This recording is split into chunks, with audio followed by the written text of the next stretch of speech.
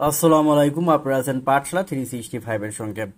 আমন্ত্রণ জানাচ্ছি 25 এপ্রিল 2025 ও 24 এপ্রিল 2025 দুই দিনের সংবাদপত্র থেকে সংগৃহীত গুরুত্বপূর্ণ সাধারণ জ্ঞান আলোচনায়। লাইন অফ কন্ট্রোল এলওসি কোন দুটি দেশের মধ্যকার সীমানা নির্ধারণকারী রেখা? খ. ভারত ও পাকিস্তান।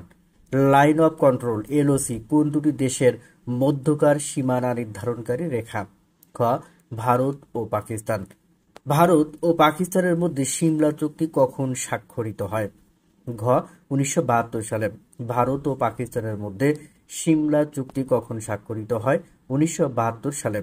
সম্প্রতি বাংলাদেশ জাতিসংঘভুক্ত কোন সংস্থার অধীন দুটি আঞ্চলিক প্রতিষ্ঠানের গভর্নিং কাউন্সিলের সদস্য নির্বাচিত হয়েছে? খ. ইউনেস্কেপ। ইউনেস্কেপ। ইউনেস্কেপ এর সদর দপ্তর কোথায় অবস্থিত? খ. থাইল্যান্ড।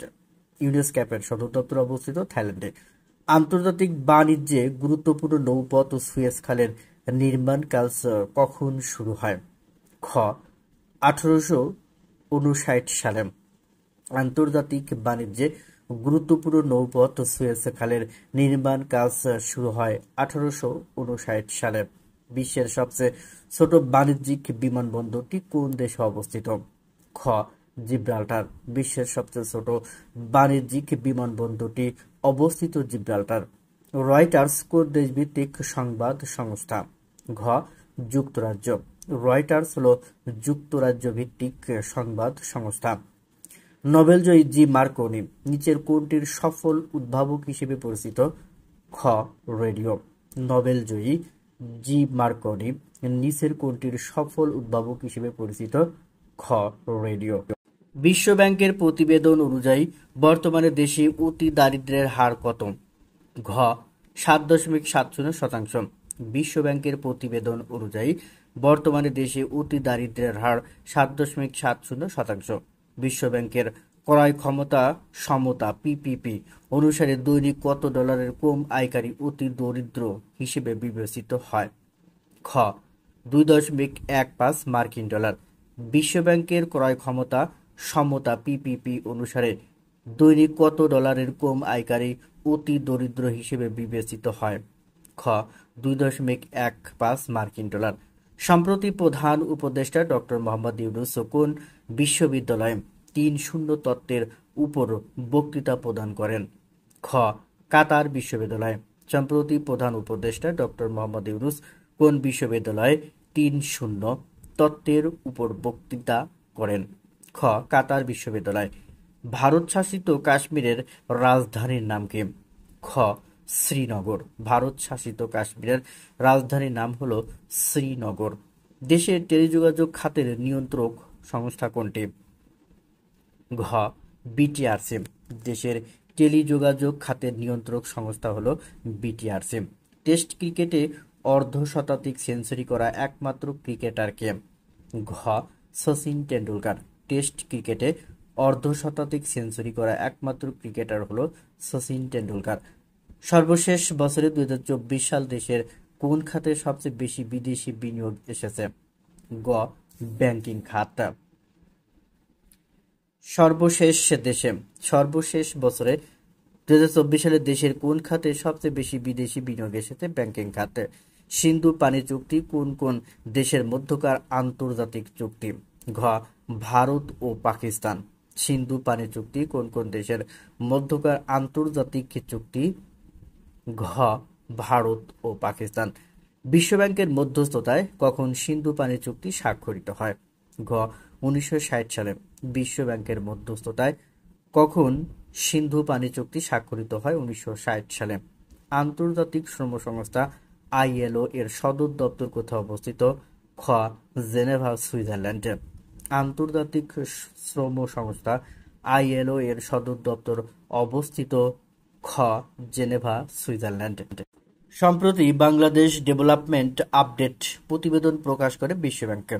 সম্প্রতি বাংলাদেশ ডেভেলপমেন্ট আপডেট প্রতিবেদন প্রকাশ করে বিশ্বব্যাংক। অধ্যাপক মোহাম্মদ ইউনূসের 3.0 তত্ত্ব নিয়ে সম্প্রতি কোন বিশ্ববিদ্যালয় সেমিনার আয়োজন করে? কাতার বিশ্ববিদ্যালয়। অধ্যাপক মোহাম্মদ ইউনূসের শূন্য তত্ত্ব নিয়ে সম্প্রতি কোন বিশ্ববিদ্যালয় সেমিনার আয়োজন করে? কাতার বিশ্ববিদ্যালয়। পাকিস্তানের উপপ্রধানমন্ত্রী ও পররাষ্ট্রমন্ত্রীকে ইসহাক দার সম্প্রতি তার বাংলাদেশ সফর স্থগিত হয়েছে। পাকিস্তানের উপপ্রধানমন্ত্রী ও পররাষ্ট্রমন্ত্রীকে ইসহাক দার সম্প্রতি তার বাংলাদেশ সফর স্থগিত হয়েছে। জাতীয় ঐকমত্য কমিশনের সহসভাপতি অধ্যাপক আলী রিয়াজ। জাতীয় ঐকমত্য কমিশনের সহসভাপতি অধ্যাপক আলী রিয়াজ। বিইভি বা ইভি কি? ব্যাটারি ভিত্তিক বিদ্যুৎ চালিত গাড়ি। বিইভি বা ইভি কি? ব্যাটারি ভিত্তিক বিদ্যুৎ চালিত গাড়ি। বাংলাদেশের ব্যাংক খাত সংস্কারে বিশ্বব্যাংক কতটি অগ্রাধিক পরামর্শ দিয়েছে? 10টি। বাংলাদেশের ব্যাংক খাত সংস্কারে বিশ্বব্যাংক কতটি অগ্রাধিক পরামর্শ দিয়েছে? 10টি। পোপ ফ্রান্সিসের অন্ত্যেষ্টিক্রিয়া হবে সেন্ট পিটার্স স্কোয়ারে। পোপ ফ্রান্সিসের অন্ত্যেষ্টিক্রিয়া হবে সেন্ট পিটার্স স্কোয়ারে। বাংলাদেশ ধান গবেষণা ইনস্টিটিউট ব্রি উদ্ভাবিত উচ্চ প্রোটিন সমৃদ্ধ ধান ব্রি 107। বাংলাদেশ ধান গবেষণা ইনস্টিটিউট ব্রি উদ্ভাবিত উচ্চ প্রোটিন সমৃদ্ধ ধান হলো ব্রি 107। লাই হরাউবা উৎসব কোন সম্প্রদায়ের? মণিপুরী। লাই হরাউবা উৎসব হলো মণিপুরী সম্প্রদায়ের। বিশ্ব ম্যালেরিয়া দিবস কবে? 25 এপ্রিল। বিশ্ব ম্যালেরিয়া দিবস হলো 25 এপ্রিল। বিশ্বব্যাংকের রিপোর্ট অনুযায়ী 2024-25 অর্থবছরে বাংলাদেশের জিডিপির প্রবৃদ্ধির হার হবে কত শতাংশ? 3.3%। বিশ্বব্যাংকের রিপোর্ট অনুযায়ী 2024 থেকে 2025 অর্থবছরে বাংলাদেশের জিডিপির প্রবৃদ্ধির হার হবে 3.3% বা শতাংশ। বাংলাদেশের সর্বকনিষ্ঠ সিআইপি কে? নাবিল আহমেদ। উল্লেখ্য, সিআইপি হচ্ছে বাণিজ্যিকভাবে গুরুত্বপূর্ণ ব্যক্তি। বাংলাদেশের সর্বকনিষ্ঠ সিআইপি কে? নাবিল আহমেদ। উল্লেখ্য, সিআইপি হচ্ছে বাণিজ্যিকভাবে গুরুত্বপূর্ণ ব্যক্তি। কাট্টলি বিল কোথায় অবস্থিত? রাঙামাটি। কাট্টলি বিল অবস্থিত রাঙামাটিতে। সম্প্রতি বাল্টিক সাগরের ভিতর দিয়ে কোন দুটি দেশ টানেল নির্মাণ করেছে? ডেনমার্ক ও জার্মানি। দৈর্ঘ্য 18 কিলোমিটার। সম্প্রতি বাল্টিক সাগরের ভিতর দিয়ে কোন দুটি দেশ টানেল নির্মাণ করেছে? ডেনমার্ক ও জার্মানি। দৈর্ঘ্য 18 কিলোমিটার। এলডিসি থেকে কত সালে বেরিয়ে আসবে বাংলাদেশ? 2026 সালের 24 নভেম্বর। এলডিসি থেকে কত সালে বেরিয়ে আসবে বাংলাদেশ? 2026 সালের 24 নভেম্বর। সম্প্রতি young diplomat of the year 2025 ভূষিত হয়েছে কোন বাংলাদেশি? সোনিয়া মুন্নি। তিনি লন্ডনে বাংলাদেশি হাই কমিশনের ফার্স্ট সেক্রেটারি। সম্প্রতি young diplomat of the year 2025 ভূষিত হয়েছে কোন বাংলাদেশি? সোনিয়া মুন্নি। তিনি লন্ডনে বাংলাদেশি হাই কমিশনের ফার্স্ট সেক্রেটারি। সম্প্রতি 7ম আন্তর্জাতিক বৈজ্ঞানিক সম্মেলন আয়োজন করে বাংলাদেশ নিউটাল ফোরাম বিএনএফ। সম্প্রতি আন্তর্জাতিক বৈজ্ঞানিক সম্মেলন আয়োজন করে বাংলাদেশ নিউটাল ফোরাম বিএনএফ। কাতার 3 বছর পর পর বাংলাদেশ হতে কতজন করে সেনা সদস্য নেবে? 725 জন করে। কাতার 3 বছর পর পর বাংলাদেশ থেকে 725 জন করে সেনা সদস্য নেবে। ভারত ও পাকিস্তানের সীমান্ত নদী কোনটি? সিন্ধু। ভারত ও পাকিস্তানের সীমান্ত নদী হলো সিন্ধু। ঐতিহাসিক খাপড়া ওয়ার্ড দিবস কবে? 24 এপ্রিল। ঐতিহাসিক খাপড়া ওয়ার্ড দিবস হলো 24 এপ্রিল। বিশ্ব ম্যালেরিয়া দিবস কবে পালিত হয়? 25 এপ্রিল। বিশ্ব ম্যালেরিয়া দিবস পালিত হয় 25 এপ্রিল। সম্প্রতি বাংলাদেশ এশিয়া প্যাসিফিক অঞ্চলের কোন দুটি আন্তর্জাতিক সংস্থার গভর্নিং কাউন্সিলে 3 বছর মেয়াদে নির্বাচিত হয়েছে? এপিসিআইসিটি ও এপিডিআইএম। সম্প্রতি বাংলাদেশ এশিয়া প্যাসিফিক অঞ্চলের কোন দুটি আন্তর্জাতিক সংস্থার গভর্নিং কাউন্সিলে 3 বছরের মেয়াদে নির্বাচিত হয়েছে? এপিসিআইসিটি ও এপিডিআইএম। বাংলাদেশের কৃষিক্ষেত্রে কালো সোনা হিসেবে পরিচিতি লাভ করেছে পেঁয়াজ বীজ। বাংলাদেশের কৃষিক্ষেত্রে কালো সোনা হিসেবে পরিচিতি লাভ করেছে পেঁয়াজ বীজ। সম্প্রতি বিজ্ঞানীরা কৃত্রিম বুদ্ধিমত্তা এআই ব্যবহার করে কতটি পৃথিবী সদৃশ গ্রহের সন্ধান পেয়েছে? 44টি। সম্প্রতি বিজ্ঞানীরা কৃত্রিম বুদ্ধিমত্তা এআই ব্যবহার করে কতটি পৃথিবী সদৃশ গ্রহের সন্ধান পেয়েছে? 44টি। 2024 সালে দেশে মোট এফডিআই এসেছে $1.27 বিলিয়ন। 2023 সালে এসেছে $1.46 বিলিয়ন। 2024 সালে দেশে মোট এফডিআই এসেছে $1.27 বিলিয়ন। 2023 সালে এসেছে $1.46 বিলিয়ন। বাংলাদেশের প্রথম গভীর সমুদ্র বন্দর কোথায় নির্মিত হচ্ছে? মাতারবাড়ি, কক্সবাজার। বাংলাদেশের প্রথম গভীর সমুদ্র বন্দর নির্মিত হচ্ছে মাতারবাড়ি, কক্সবাজার। বাংলাদেশের আগামী অর্থবছরের উন্নয়ন বাজেটের এডিপি প্রস্তাবিত আকার কত? 2,30,000 কোটি টাকা। বাংলাদেশের আগামী অর্থবছর উন্নয়ন বাজেটের এডিপি প্রস্তাবিত আকার 2,30,000 কোটি টাকা। 2025-26 অর্থ বছরের উন্নয়ন বাজেটে সরকারি তহবিল থেকে কত টাকা ব্যয়ের লক্ষ্য নির্ধারণ করা হয়েছে? 1,44,000 কোটি টাকা। রানা প্লাজা ট্র্যাজেডি কবে ঘটে? 24 এপ্রিল 2013। রানা প্লাজা ট্র্যাজেডি কবে ঘটে? 24 এপ্রিল 2013। বিশ্বব্যাংকের পূর্বাভাস অনুযায়ী চলতি অর্থ বছরে বাংলাদেশের জিডিপি প্রবৃদ্ধি কত হবে? 3.3%। বিশ্বব্যাংকের পূর্বাভাস অনুযায়ী চলতি অর্থ বছরে বাংলাদেশের জিডিপি প্রবৃদ্ধি হবে 3.3%। সম্প্রতি অধ্যাপক মোহাম্মদ ইউনূস মাদ্রাসা শিক্ষায় প্রযুক্তি শিক্ষার জন্য কাদের সহায়তা চেয়েছেন? কাতার চ্যারিটি।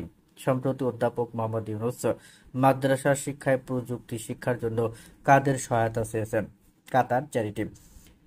চলতি এপ্রিল মাসের প্রথম 21 দিনে বাংলাদেশের কত ডলারের রেমিটেন্স এসেছে? $196,60,00,000।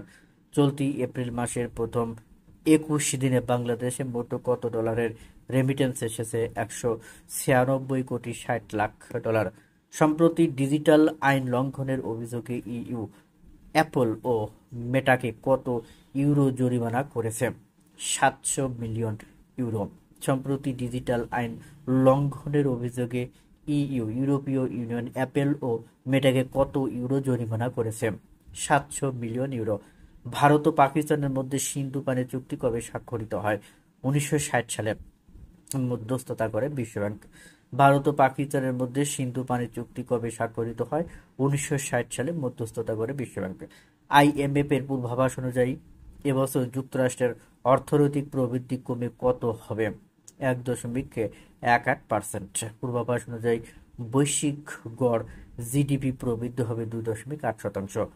পোপ ফ্রান্সিস রোমান ক্যাথলিক চার্চের কততম পোপ ছিলেন? 266তম। পোপ ফ্রান্সিস রোমান ক্যাথলিক চার্চের 266তম পোপ ছিলেন। কাশ্মীরের কোন পর্যটন কেন্দ্রে সন্ত্রাসী হামলায় 26 জন লোক নিহত হয়েছে? বৈশারণ উপত্যকা পর্যটন কেন্দ্র। কাশ্মীরের বৈশারণ উপত্যকা পর্যটন কেন্দ্রে সন্ত্রাসী হামলায় 26 জন লোক নিহত হয়েছে।